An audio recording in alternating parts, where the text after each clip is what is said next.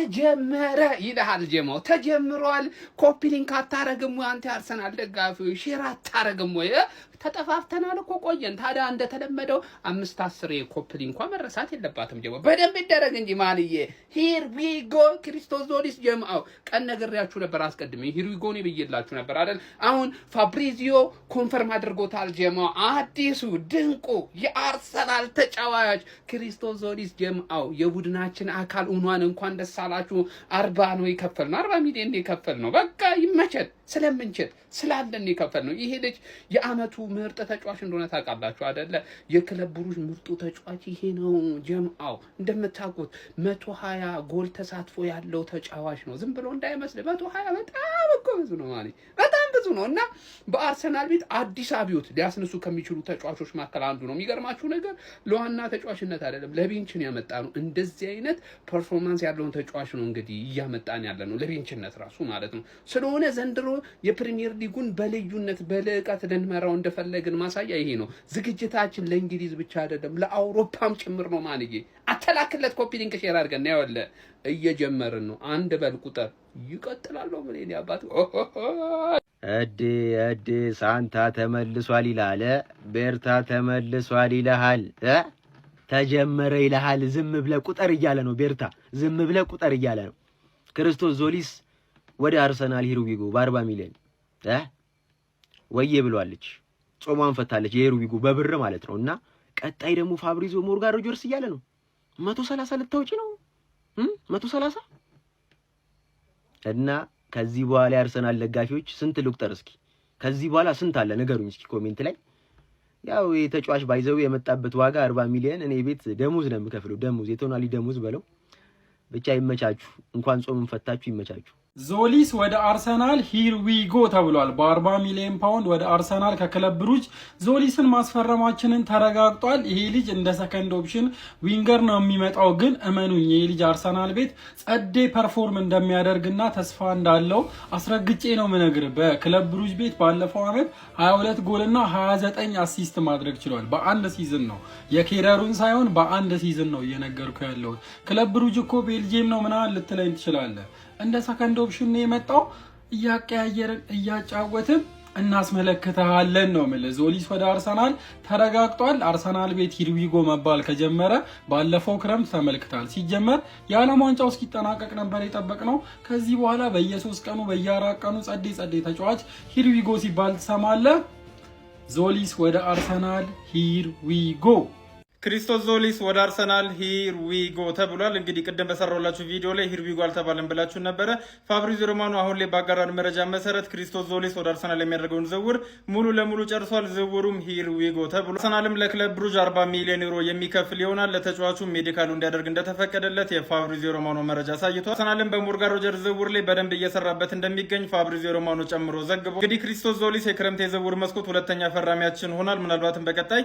የሞርጋን ሮጀርስ ዝውውር ሲጠናቀቅ ልንመለከት እንችላለን እናንተስ በዚህ ዝውውር ላይ ምን ትላላችሁ ሐሳባችሁን ኮሜንት ሴክሽን ላይ አስቀምጡልኝ ሳልሰማ ይሄ ዝውውር ሂር ዊ ጎ ይባላል ክርስቶስ ዞሊስ የተባለ የክለብ ብሩጅ የክንፍ አጥቂ ማለት ነው አርሰናል በ40 ሚሊዮን ዩሮ እንግዲህ ማስፈረም ችሏል ማለት ነው ብሎ ጀምሯል ማለት ነው አርሰናል ከዚህ በኋላም እንግዲህ ያው ይጣበቃል ሞርጋን ሮጀርስን ደግሞ አርሰናል ዝውውሩን ለመጠቅለል ተፍ እያለ ነው ያው ሻምፒዮን የሆነ ክለብ እንደዚህ ትልልቅ ዝውውሮችም ደግሞ የሚጠበቅ ነው በርግጥ ማለት ነው ከዛ መቀጠል ያው ጊማርሽ ትንሽ እንጭክ ብሎባቸው ነው እንጂ ኒውካስትል መግባቱ የማይቀር ይመስላል እሱ ማለት ነው ይጣበቃል ለማንኛውም ጀለስን ደግሞ ምናያቱ ይናል ይጋቼ ሲጀምር ማለት ነው ለማንኛውም አርሴ ፋሚሊ ኮንግራ ብያለሁ ይመቻችሁ ወያላስችሎኝ ገዛሽ ወይ ከሌላ እያለ ወንድም ጥላ ወያላ ስታገኝ ተለወጥክ አንድ ዋንጫ በለው ብለህ ተለወጥክ ደንበኛን በታላቅና እየጠበቀ በዱቤ ስንት ተጫዋች እንዳልሰጠ ወንድም ጥላን ክደህ ለባር ማድሪድ ለማንም 40 ሚሊዮን ከፍለህ መጣ እንዲህ ነው ወያላ ፋብሪዚዮ ራሱ እኔ አላምንም ወያላማ ወንድም ጥላን አይገመጥም ብሎ እስካሁን ሂር ዊ ጎ አላለ ኦርኒቲ ዘግቦት ሰምተን ነው እኛ አብሬ ባለ ወያላ ስታገኛ ትቀር በጣም ይደብራል ክርስቲያን ዞሌስ ሂር ዊ ጎ ወደ አርሰናል። እንኳን ደስ አላችሁ መድፈኞቼ። ሂር ዊ ጎን ስንናፍቅ ነበር። ታዲያ ክርስቲያን ዞሌስ ወደ ናፍቀውና ከልጅነቱ ጀምሮ ሲደግፈው ወደ ነበረው አርሰናል ሂር ዊ ጎ ተባለ። ገነርስ ምን አይነት ፈራሚ ነው! ፈጣንና አስፈሪ ጎሎችን ሲያስቆጥር መብረቅ። እንደሱ አይነት ሯጭና ደሙ የሞቀ ተጫዋች ለአርሰናል ያስፈልገው ነበር።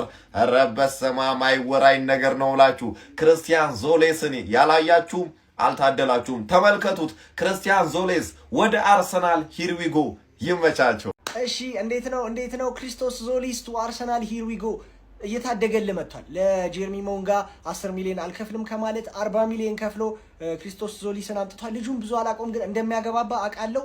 ቶፕ ሳይኒንግ ሊሆን ይችላል። በጣም ምርጥ ሳይኒንግ ሊሆን ቸርኪ ሲፈርም እንደዛ ይሆናል ብሎ የጠበቀ ነበረ። ከኛ ከስቲ ደጋፊዎች ውጪ ምርጥ ተጫዋች ሊሆን ይችላል። ለሊያንድሮ ትሮሳርድ ተተኪ እንዲሆን አምጥተውታል ማለት ነው። ግን አሁንም ዊንገር መመልከታቸውን አያቆሙም። ሞርጋን ሮጀርስ ቶፕ ታርጌታቸው ነው። ብዙ የአርሰናል ደጋፊ የሞርጋን ሮጀርስ መምጣት ባይመጣ እያለ ነው። እኔም እንደዛ ነገር ነው የምስማማው ለአርሰናል። ቢመጣ እኔ አያገባኝ፣ ግን እንደ ኦነስት ኦፒኒየን ምንም አይሰራም። እንደ ይዜ ምናምን አይነት ፖዚሽን ላይ ነው የሚጫወተው። ፒውር ዊንገር ነው የሚያስፈልጋቸው ብዬ ነው ማምነው። ሮጀርስ በጣም ኳሊቲ ያለው ተጫዋች ነው። ደረማምሶ መሀሉን ድሪብል እያደረገ ኳስ ሳይቀማ ሊያገባ ይችላል። ግን ፒውር ዊንገር ደግሞ የላቸውም። ይሄ ምርጥ ሊሆን ይችላል አይታወቅም። ግን እነ ቪኒሲየስ እነ ባርኮላ እንኳን በስተመጨረሻም ሂር ዊ ጎ አርሰናል ክሪስቶስ ዞሊስን አስፈርሟል። በ40 ሚሊዮን ዩሮ ከክለብ ብረዥ አርሰናል ክሪስቶስ ዞሊስን ማስፈረሙን ፋብሪዚዮ ሮማኖ አሁን ከደቂቃዎች በፊት ሂር ዊ ጎ ሲል አሳውቋል።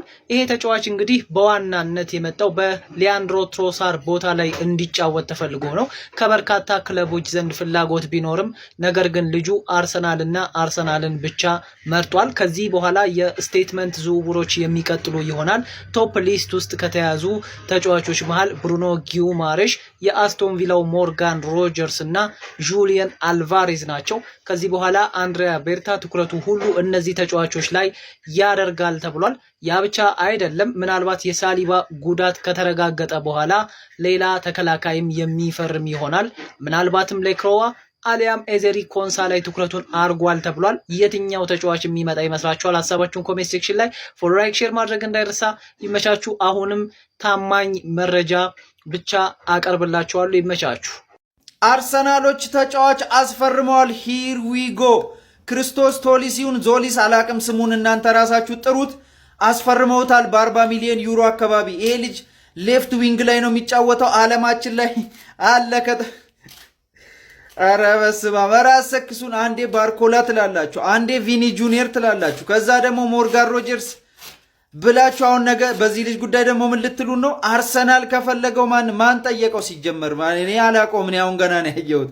ብቻ ይመቻችሁ። ተጫዋች አስፈርማችኋል። እንግዲህ መጥቶ ምን እንደሚያደርግ አብረን ያለን። ብከስሩም ችግር የለውም። 40 ምንም ለእናንተ ደግሞ ሀብታም ናችሁ፣ ቱጃር ናችሁ። የአርሰናል ደጋፊ ይሄ ዝውውር አልገባህም። በአንድ ደቂቃ ውስጥ ምን እንደተፈጠረ ላስረዳ።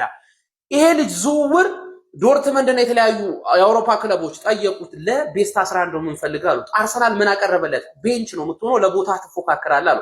ልጁ አርሰናልን መረጠ። ለምን? ስለሚችል። አየው፣ እዚህ ጋር ነው ሜንታሊቲው የምታይልኝ። ማንም የ120 ምናምን ሮጀርስን እየተደራደረ ነው በሱ ቦታ፣ ግን ሮጀርስን አስቀምጣሉ ብሎ እርግጠኛ ስለሆነ መጣ። አርሰናልን መረጠ። ኤጀንቱን ከአርሰናል ውጪ ምንም አይነት ጥያቄ አትቀበል ብሎ ነገረው። አርሰናልም ዝውውሩን ጨርሶት ነበረ። ግን ምን አደረገ? ትሮሳርድ እስኪወጣ ትሮሳርድ ክብር ስላለው ልክ ትሮሳርድ ከክለቡ ወጥቶ አርሰናል እስኪሰናበት ጠብቆ ዛሬ ዝውውሩን ጨረሰው። ይሄ ልጅ በ117 የሚሆን ጨዋታዎች 120 ጎልና አሲስት ያለው ነው። በአንድ ጨዋታ ወይ ጎል ያገባል ወይ አሲስት ያደርጋል። የክለብ ብሩጅ የአመቱ ምርጥ ተጫዋች የነበረ 24 አመቱ ነው። የ5 አመት ኮንትራት ነው ያስፈረምነው። እነ ሳንቶስ እንኳን 50 በሚሸጡበት በ34 ሚሊዮን ፓውንድ ያገኘነው ወርቅ ነው። ሮጀርስን ሲያስቀምጠው ያኔ እቺን ቪዲዮ አስታውስ በደንብ። ግን ኮፒ